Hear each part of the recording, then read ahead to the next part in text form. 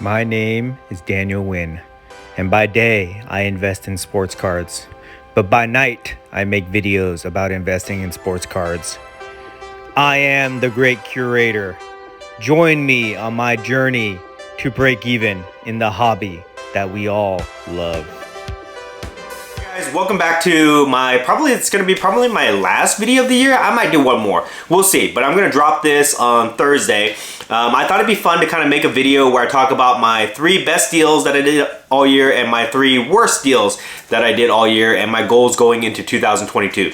I already made a video about my top 5 lessons that I learned during this year, but I wanted to be a little bit more specific because a lot of you guys were asking me questions about, what kind of deals I was doing this year and, what were my best wins and my worst losses. So that's what this video is about for you guys. You guys asked for it, so I will give it to you.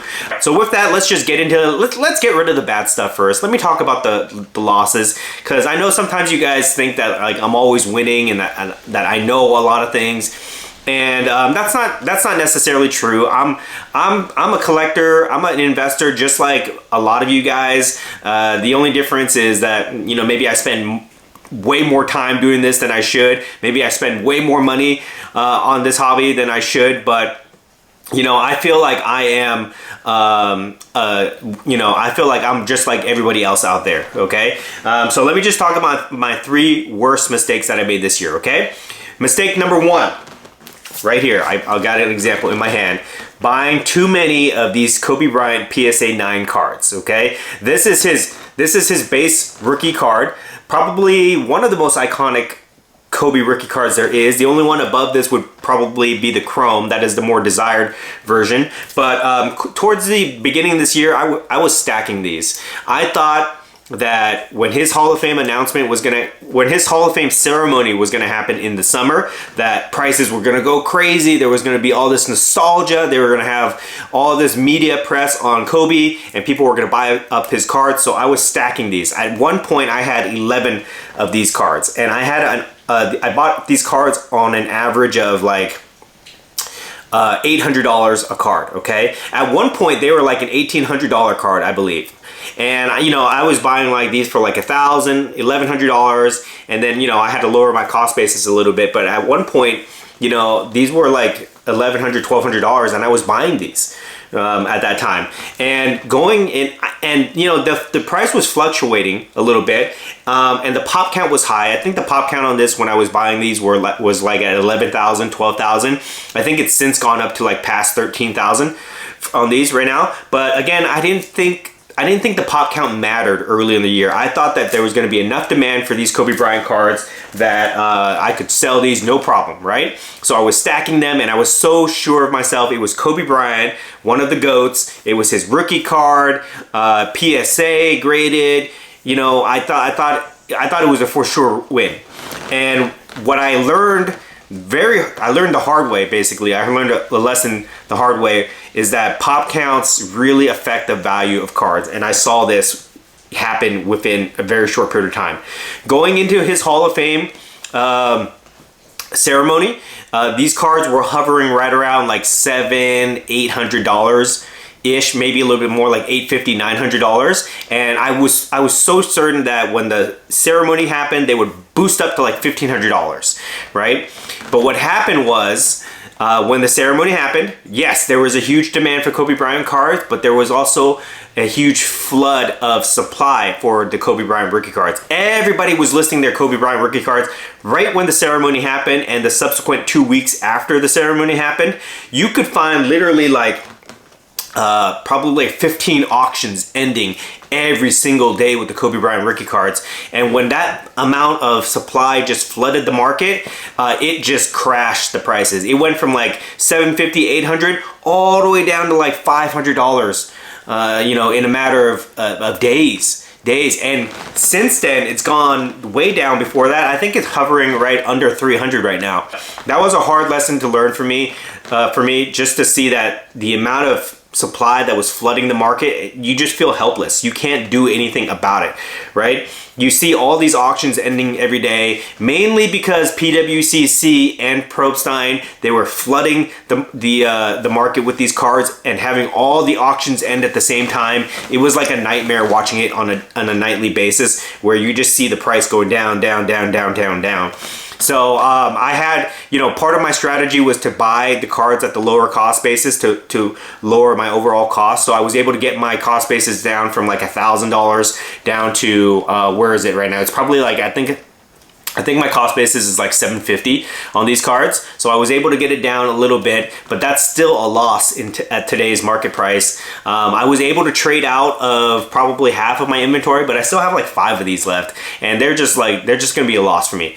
There's nothing I can really do about it. I'll just hang on to them for a while. I might trade in and out of them over the next few months or so, but that's probably like one of the worst deals that I made all year, just buying the Kobe Bryant rookie cards and not paying attention to the pop count, okay? So that was the first one. The second worst deal I made was buying these DC boxes, okay? I got in on this DC craze early. I was buying these boxes for $20 a piece from a local dealer that I know, and I was selling them for like $100, $150, $200. The most I ever sold one of these was $300. Okay, so I went from a $20 cost basis, and I sold my highest one for 3 of these for $300, and I sold probably 8 of these boxes, and I thought I was rolling at that time, right?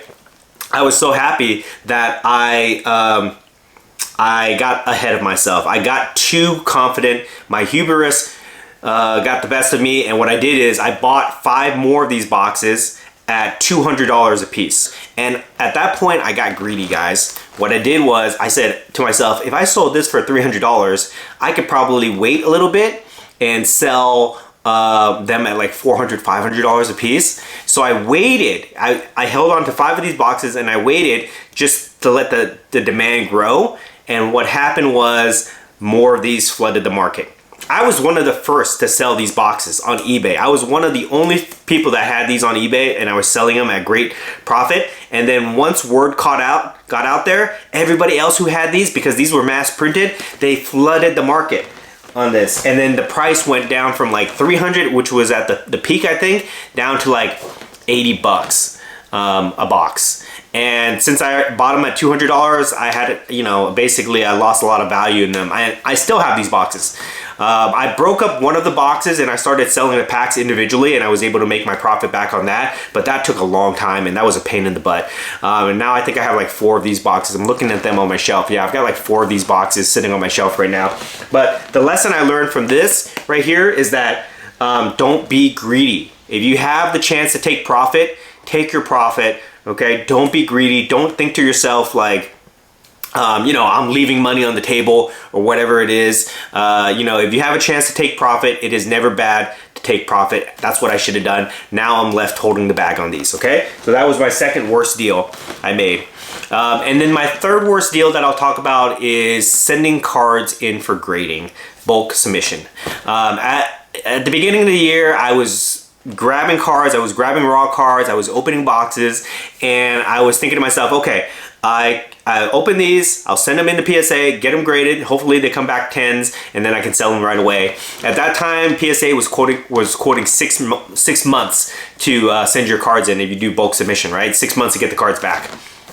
That was 12 months ago, guys, and I still don't have my cards back.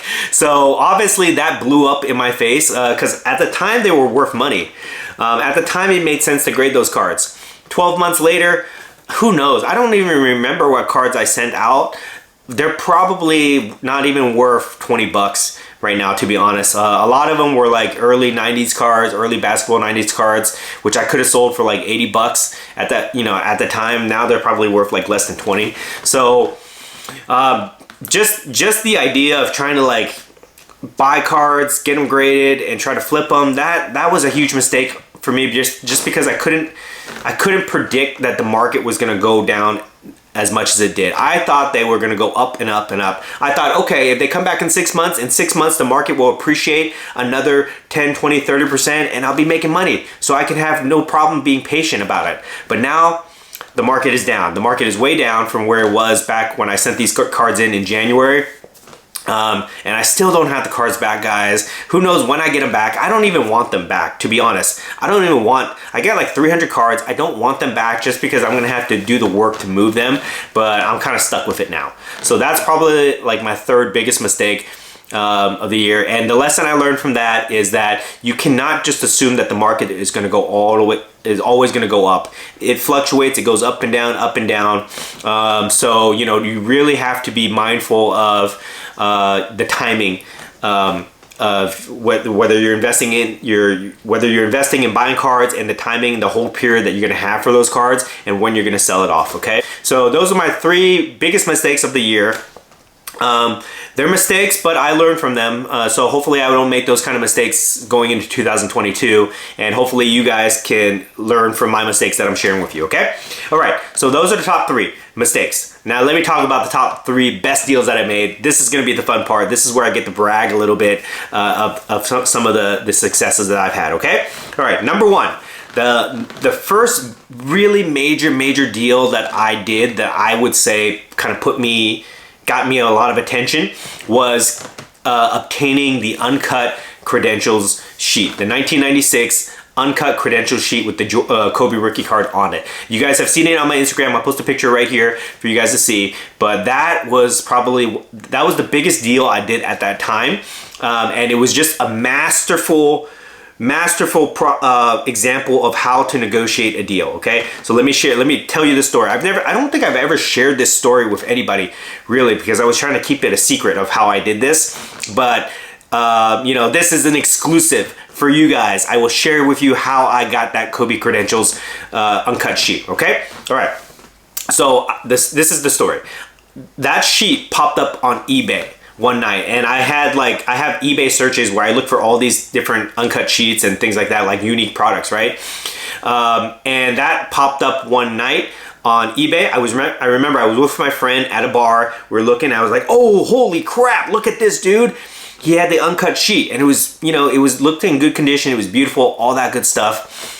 At that time, he had it at $30,000 or buy it now, or best offer, right? $30,000, guys. That's a lot of money, and that was way out of my price range at that time. So I thought to myself, man, I don't know. There's no way I can pay for this. How am I going to get this? But I really wanted it bad. So what I did was I looked him up.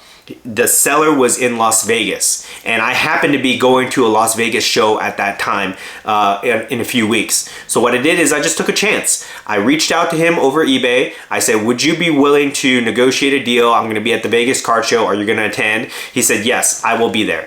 So we just started to negotiate over messages, right? And we exchanged contact information, which you're technically not supposed to do, but we did it anyways. And at first it was very transactional. He said, "How much are you gonna offer me? I need to be in the ballpark of what I'm asking for. I don't want to waste my time," right? So in situations like that, you know, if I had said, "Well, I want to offer you like $10,000 for it," or whatever it was, right? If I'm too far away from his asking price, then he would have just shut me down right away. So what I did was, I've talked about this before in my Art of the Deal videos, so if you haven't watched those, go back and watch those. But I talked about building a rapport with the seller, or anybody that you're trying to do a transaction with. You don't want to just be like so matter of fact, "This is my price, yes or no, take it or leave it," right? You want to talk to them. You want to explain to them why you value the item that they have, and get their opinion on what they value it at, and you know how they came up with that number. You want to just have that conversation and engage them, and that's what I did. I asked him a lot of questions about the sheet. I asked him where he got it. I asked him how he valued it, where he came up with that number, and after we went back and forth a little bit, then I started to propose ballpark figures of where we need to be at. And I told him, I said, "You know what? These are other uncut sheets that I see going for right now. I would like to be in the ballpark of these." He said, you know, he values it more. Obviously, he wanted more money. And I said, let's just meet in person instead of going over text messages, and let's talk about it in person. And I've talked about this before in my other videos, that when you do deals with people, it's always best if you can negotiate in person, or talk to them on the phone at least, or something like that. Just get out of the text message back and forth game, because it's just so easy to dismiss what people say when you communicate over text message. It's so easy just to say no or to ghost somebody, but when you're actually with them in person and you're talking, then you really have to engage and be be quick with your responses when you talk to people, right? So you can usually negotiate better deals that way. So I said, let's just meet at the show and talk about it, right? So I went to Las Vegas, and the night before the show, he wanted to meet me. And you know, this guy, he's like a night owl or something like that. So he wanted to meet me at the casino the night before the show. And because of when I got into the town, we didn't really get to meet up. I mean, we couldn't really meet up until really late. So we ended up meeting at the casino at where this card show was being held at 12 midnight.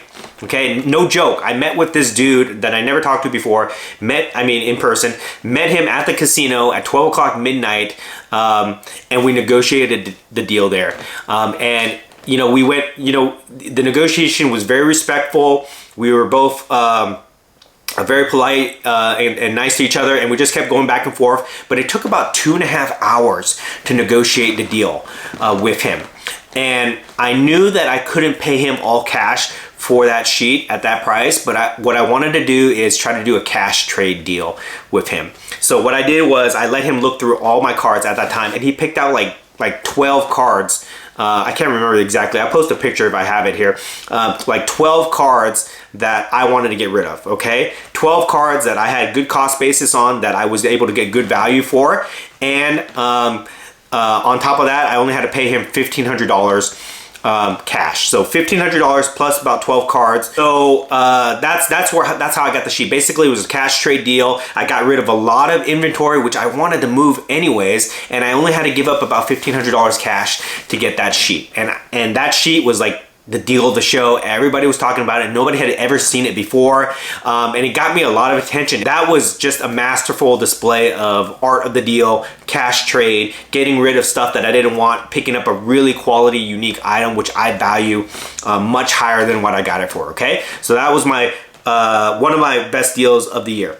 Second best deal of the year happened at Dallas. My first time at Dallas, where I picked up this card, the Jordan PSA 10 Nike promo. Okay, this bad boy right here just kind of like fell in my lap.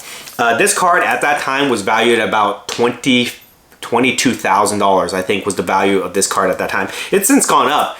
Since I think it's hovering around like 26, 27,000 right now. Okay, but this card, basically, I would never pay that much for a card in cash. But what the story behind this is that a buddy of mine, his name's Rohan, really good guy. Go check him out on Instagram. He basically met up with me, and he just basically handed this to me. He said, hey, do you want to do a deal for this? And I said, yeah, sure, but I want to be trade. And he said, no problem. I want to trade down because I need liquid cards for this. So it was just kind of like one of those deals where I was in the right place at the right time. Basically, he wanted to get rid of this because this is maybe this card was probably too hard for him to move at the price point. And basically, he looked at my case of cards, and he's like, okay, give me like half of your case here. And he picked out like 12 cards that I had a pretty good cost basis on. But I was able to get a really good card. I was able to move a lot of inventory, which I wanted to get rid of anyways. He was happy because he got cards that like were at lower values that would be easier for him to sell. And I got this really iconic card. Another thing I'll tell you about this card at that time is that it was in an old case and was really scratched up, which is probably a reason that it was hard for him to move. And all I had to do is take this to PSA, get them to reholder it for 25 bucks, and now it looks like brand new. It's a beautiful, beautiful card, and it's one of my prized cards in my inventory right here. So that was how I was able to get this deal. All trade, and that was just, again, just being in the right place at the right time and just having very respectful negotiations with this guy Rohan. He liked me, so he gave me a good deal. He really hooked me up on that, so I appreciate that. That's the second deal that I made. The third best deal I made was when I traded out of my Jordan. I think it was a PSA 4 or 5, where I was down about $700. I traded out of that Jordan, and in the same day, through a series of trades and negotiations, I was able to trade up to a Jordan PSA 8 and cash out that day at like $9,000. So I started the day off at $700 in the hole on a card, through a series of cash trade deals throughout the day, I was able to work my way back up to a Jordan PSA 8, and I sold it, cashed it out, fully cashed out that same night at $9,000. This was all done in Dallas. I did a whole video about it, so go back and watch one of my Dallas card show vlogs where I talk about this. But basically what it shows you that even when you're down on a card, you don't have to panic sell. You don't have to take a loss. You just maneuver out of it, okay? You maneuver out of it into a card that has better appreciation or that you can do something better with, and you just trade and work your way up, and I was able to do that, guys, okay? So that was my third best deal. Now let me just kind of quickly tell you guys about my goals for 2022. I've got three main goals, okay? Number one is I'm not gonna be doing a show every week like I did this year. I had to do that to really gain my experience, to build my reputation, to cut my teeth on the hobby. I had to really do that. But now I feel like I'm at a point where I can just kind of chill a little bit and kind of relax, and I don't need to go to a show every week. Instead, what I'm gonna do is I'm gonna go to one big show probably every month, and maybe one local show every month. So I'll go to like maybe 2 shows a month, 1 or 2 shows a month. That's going to be my schedule. But I'm going to try to go to at least 10 big shows during this year so that I can make big deals, so that I can film content for you guys, and I can just kind of like branch out of my local area. So that's my first goal. Second goal is I'm gonna stay very focused on the type of inventory that I'm trying to buy, which is gonna be Marvel PMGs, or any PMGs in general really, but mainly focused on Marvel PMGs, and iconic rookie cards. Just focus on these niche areas, and I'm gonna like try to become like an expert on those type of cards, and I think I can do very well with that. So very excited to have that type of laser-like focus, and put all my resources towards those type of cards. Finally, the third goal I have is I'm gonna hunt for 3 Grail cards that I'm gonna take you guys on this journey in 2022 on hunting for these 3 cards that I'm only gonna get at shows. I'm not gonna buy it online. I'm only gonna try to get these 3 cards at shows. Those so that I can film it and make content around it for you guys. So it'll be like a fun journey that we can follow together. But those 3 cards are gonna be 1982 Hulk Hogan All-Stars, a high grade, probably PSA 8 or 9. A Jordan Star, 1984 Jordan Star, his true rookie card. Try to get a mid-tier grade, probably like 5, 6, or maybe 7 BGS card, okay? And then the third one, it'll be Kobe credentials. Any grade, I don't care what grade it is. I don't even care if it's authentic. I just want one of those Kobe credentials cards, okay? So those are gonna be my 3 Grail cards, which I'm gonna try to hunt for this year, and hopefully I can make a great deal and obtain those for you guys. And that's pretty much it.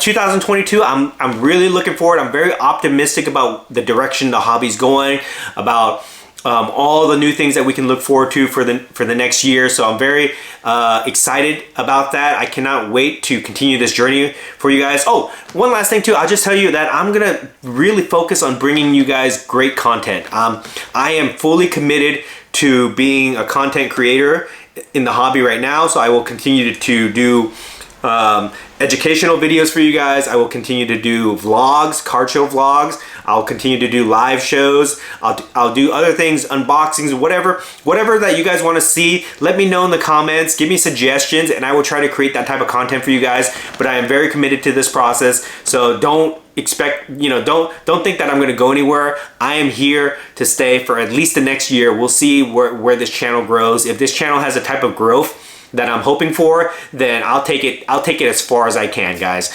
Believe me, okay? But I appreciate all the support that you guys have given me this year. Thank you so much for taking us to 4K subscribers this far in just a few months. Thank you for all the encouragement, all the support that you guys have given me. I'm really gonna try to build this up for you guys, for the Curator Army, so that everybody can share in this and enjoy all the content that I can produce. But yeah, that's pretty much it, guys. Tell me what your goals are going into 2022. Tell me your best deals, tell me your worst deals. Share that, put it all in the comment section. I love it. I read all the comments for you guys. I will respond to all the comments like I always do. Oh, and let's look forward to 2022. All right, I will see you guys next year, and if I don't talk to each of you guys individually, Happy New Year's. Have a safe, Happy New Year's, and I will see you on the other side. Okay, bye. I'm the great curator, the ultimate gentleman investor. Yeah, the great curator always stays till out all you bad actors, 'cause you don't have the slaps to be kind and civil and polite to us all. I'm the great, great curator, the ultimate gentleman investor. Yeah, the great, great curator always stays